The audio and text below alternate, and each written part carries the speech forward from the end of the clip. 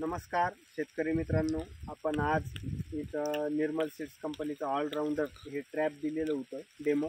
तर त्या डेमोचं आपण भाऊंकडून जाणून घेऊ त्याचे रिझल्ट कसे आले. तर भाऊ नमस्कार, आपलं पूर्ण नाव सांगा. आबासाहेब उत्तम गायकवाड, पिंपळगाव, तालुका केज, जिल्हा बीड. मोबाईल नंबर सांगा आपला. 97 63 25 54 94.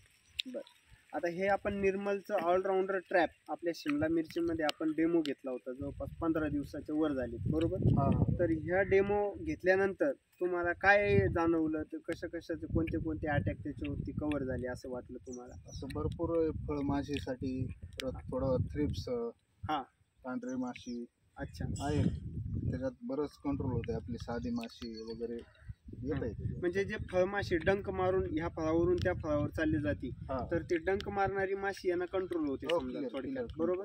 म्हणजे हे आपण जे मक्षकारी वगैरे वापरतो त्याच्यापेक्षा हे आपल्याला चांगलं वाटलं समजा.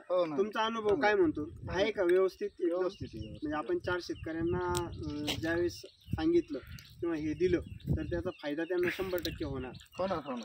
मी सांगितलं ना, बऱ्याच जणांना सांगितलं चांगलं आहे, कारण असं देण्यापेक्षा गोळी 60 रुपयाला एक पडते ती बरोबर, आणि भरपूर महाग आहे बरोबर. त्याच्यामुळे ही 25 बॉटल म्हणजे एकदम स्वस्त पडते आणि परवडेबल आहे बरोबर.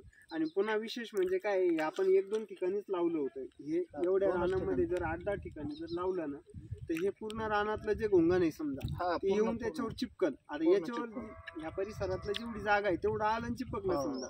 पण हेच आपण 7-8 ठिकाणी जर रानामध्ये लावलं तर हे बाकी उडणारं जे घोंगण आहे सगळं जाऊन त्याच्यावर चिपकतं.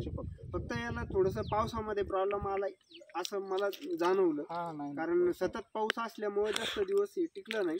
तरी 15 दिवस झाले. याच्यावर सगळे किडे आपण बघू शकतो, सर्व प्रकारचे किडे हे बघा असे याच्यावरती येऊन चिपकलेले आहेत बघा. तर हा फायद्याचा आहे. येणाऱ्या काळामध्ये आपण व्हेजिटेबल असेल, टोमॅटो असतील, शिमला मिरची असेल, ह्या पिकामध्ये आपण वापरू शकतो. धन्यवाद.